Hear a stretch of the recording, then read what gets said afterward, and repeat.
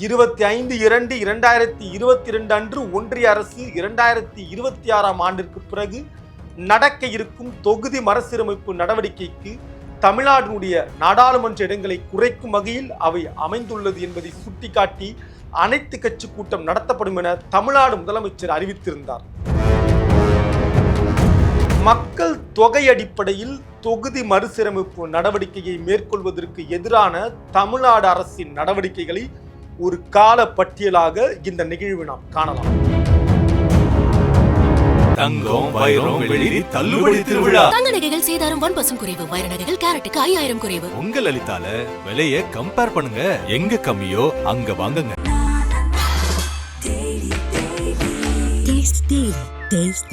நாமக்கல்ல Tiruchengode main road எர்ணாபுரத்துல இருக்கிற Spiro prime public ஸ்கூல்ல +2 போர்டு எக்ஸாம்ஸோட சேர்த்து நீட் அண்ட் JEE கோச்சிங்கும் கொடுத்துட்டு இருக்காங்க.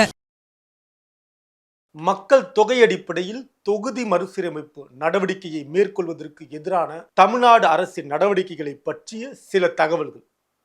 25/2/2022 அன்று ஒன்றிய அரசு 2026ஆம் ஆண்டிற்கு பிறகு நடக்க இருக்கும் தொகுதி மறுசீரமைப்பு நடவடிக்கை தமிழ்நாட்டினுடைய நாடாளுமன்ற இடங்களை குறைக்கும் வகையில் அமைய உள்ளது என்பதை சுட்டிக்காட்டி அனைத்து கட்சி கூட்டம் நடத்தப்படும் என தமிழ்நாடு முதலமைச்சர் அறிவித்திருந்தார். இந்நிலையில் தமிழ்நாட்டில் தலைக்கு மேல் தொங்கிக் கொண்டிருக்கும் கத்தியாக இந்த ஆபத்து இருப்பதை சுட்டிக்காட்டி அதனை தடுக்கும் நோக்கத்துடன் கீழ்கண்ட நடவடிக்கைகளை எடுக்கப்பட்டுள்ளன. மார்ச் 5ஆம் தேதி தமிழ்நாடு அரசின் அனைத்து கட்சி கூட்டம் கூட்டப்பட்டது. தமிழ்நாட்டில் உள்ள தேர்தல் ஆணையத்தில் பதிவு செய்துள்ள 63 கட்சிகளுக்கு அழைப்பு விடப்பட்டது. அதில் சுமார் 58 கட்சிகள் பங்கெடுத்து மக்கள் தொகை அடிப்படையில் மட்டும் தொகுதி மறுசீரமைப்பு நடவடிக்கையை மேற்கொள்ள கூடாது என்றும், குறிப்பாக தொகுதி மறுசீரமைப்பு நடவடிக்கை மேற்கொண்டால் நாடாளுமன்றத்தில் தமிழ்நாட்டிற்கு தற்போதுள்ள 7.2 விழுக்காடு பிரதிநிதித்துவம் குறையக்கூடும் என்றும் வலியுறுத்தி, மேலும் தமிழ்நாட்டை போன்றே தொகுதி மறுசீரமைப்பு நடவடிக்கையால் பாதிக்கப்பட இருக்கும் தென் மாநிலங்களையும் இணைத்து கூட்டுக்குழு நடவடிக்கை, அதாவது JAC என்று அழைக்கக்கூடிய கூட்டுக்குழு நடவடிக்கை அமைத்து இந்த போராட்டத்தை தொடர்ந்து எடுத்து செல்ல வேண்டும் என்றும் தீர்மானிக்கப்பட்டது. பிறகு தமிழ்நாட்டின் அனைத்து கட்சி கூட்டத்தில் எடுக்கப்பட்ட முடிவுகளின் அடிப்படையில் கூட்டு நடவடிக்கை குழுவை அமைக்கும் வகையில் 7 மாநிலங்களை சேர்ந்த முதலமைச்சர்கள், முன்னாள் முதலமைச்சர்கள், அரசியல் கட்சிகளின் மாநில தலைவர்கள் ஆகியோருக்கு 7/3/2025 அன்று தமிழ்நாடு முதலமைச்சர் கடிதம் எழுதினார். இதனைத் தொடர்ந்து மேற்கு வங்க முதலமைச்சர் மம்தா பானர்ஜி, தெலுங்கானா முதலமைச்சர் ரேவந்த் ரெட்டி, தெலுங்கானா முன்னாள் முதலமைச்சர் சந்திரசேகர் ராவ், கேரள முதலமைச்சர் பினராயி விஜயன், கர்நாடக முதலமைச்சர் சித்தராமையா, கர்நாடகா துணை முதலமைச்சர் சிவகுமார், பஞ்சாப் முதலமைச்சர் பகவத் மான், ஆந்திர பிரதேச முதலமைச்சர் சந்திரபாபு நாயுடு, ஆந்திர பிரதேச மாநில முன்னாள் முதலமைச்சர் ஜெகன்மோகன் ரெட்டி ஆகியோருக்கு மாண்புமிகு தமிழ்நாடு முதலமைச்சர் கடிதம் எழுதினார். அந்த கடிதத்தில் இந்திய மக்களாட்சி முறையின் அடிப்படை கூட்டாட்சி, ஒரே நாடாக நமது மதிப்புறு ஒற்றுமையை போற்றும் அதே வேளையில் ஒவ்வொரு மாநிலத்திற்கும் அதன் உரிமையை குரலை எழுப்ப உதவிடும் அமைப்பாக உள்ளதின் அடிப்படை நம் நாட்டின் எதிர்காலத்தை வடிவமைப்பதில் நம்மை போன்ற மாநில அரசுகளின் உரிமையை நிரந்தரமாக குறைக்கக்கூடிய அச்சுறுத்தலை இப்போதே எதிர்கொள்ள வேண்டுமென்றும் தெரிவித்திருந்தார்.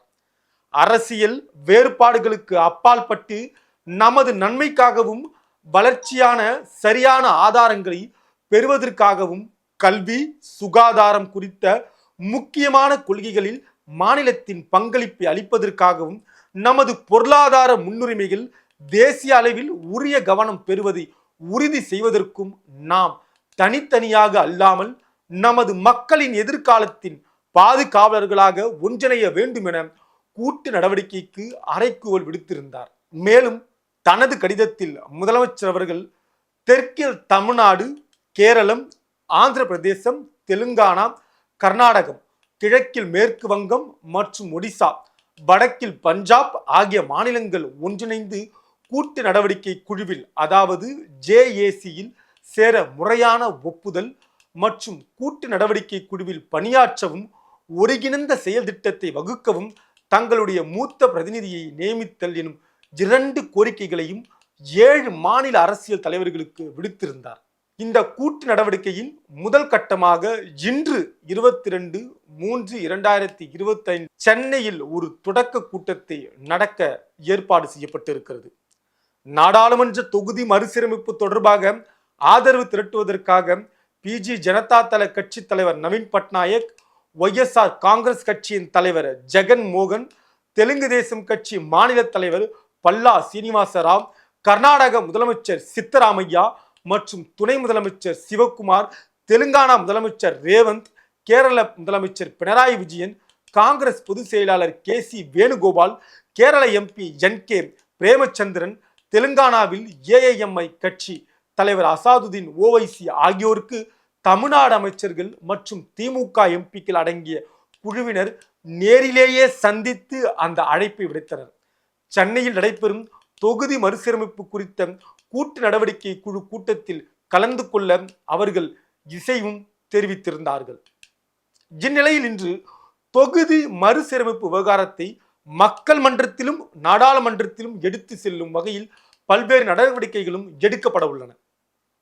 10/3/2025 அன்று நாடாளுமன்ற கேள்வி நேரத்தில் தொகுதி மறுசீரமைப்பு குறித்து விவாதிக்க வேண்டுமென கேட்டு திமுக துணை பொதுச் செயலாளர் திரு கனிமொழி எம்பி அவர்கள் மக்களவையிலும் திமுக மாநிலங்களவை குழு தலைவர் திருச்சி சிவா எம்பி அவர்கள் மாநிலங்களவையிலும் ஒத்திவைப்பு தீர்மானம் கொண்டு வந்தார்கள். தற்போது வரை தொடர்ந்து பல்வேறு வழிமுறைகளிலும் போராடி வருகிறார்கள். 12/3/2025 அன்று தமிழ்நாடு போராடும், தமிழ்நாடு வெல்லும் எனும் தலைப்பில் ஒன்றிய அரசுக்கு எதிராக தமிழ்நாடு முழுவதும் பொதுக்கூட்டங்களை நடத்தியது. திமுக இளைஞரணி சார்பில் ஒவ்வொரு சட்டமன்ற தொகுதியிலும் தொடர்ந்து பொதுக்கூட்டங்கள் நடத்தப்பட்டு வருகின்றன. மார்ச் 22ஆம் தேதி கூட்டு நடவடிக்கை குழு கூட்டத்தில் பங்கெடுப்பதற்காக பல்வேறு மாநிலங்களில் இருந்து தலைவர்களும் வர தொடங்கியுள்ளனர். அதாவது இன்று மாண்புமிகு கேரள முதலமைச்சர் பினராயி விஜயன் அவர்கள் நேற்றைய முன்தினமே வருகை தந்துள்ளார். அவரை மாண்புமிகு அமைச்சர் PTR பழனிவேல் தியாகராஜன் அவர்கள் வரவேற்றார். தெலுங்கானா முதலமைச்சர் மாண்புமிகு ரேவந்த் ரெட்டி, பஞ்சாப் முதலமைச்சர் மாண்புமிகு பகவத் மான், கர்நாடக துணை முதலமைச்சர் திரு TK சிவகுமார் அவர்களும் பங்கெடுக்க உள்ளனர். காங்கிரஸ், CPM, சிரோன்மணி அகலாதளம், இந்திய யூனியன் முஸ்லிம் லீக், பிஜி ஜனதா தளம் உள்ளிட்ட பல்வேறு கட்சிகளை சேர்ந்த தலைவர்களும் பங்கெடுக்க உள்ளார்கள். தங்கம், வைரம், வெள்ளி தள்ளுபடி திருவிழா. தங்க நகைகள் சேதாரம் 1% குறைவு. வைர நகைகள் கேரட்டுக்கு 5000 குறைவு. உங்க லலிதால விலையை கம்பேர் பண்ணுங்க. எங்க கம்மியோ அங்க வாங்குங்க.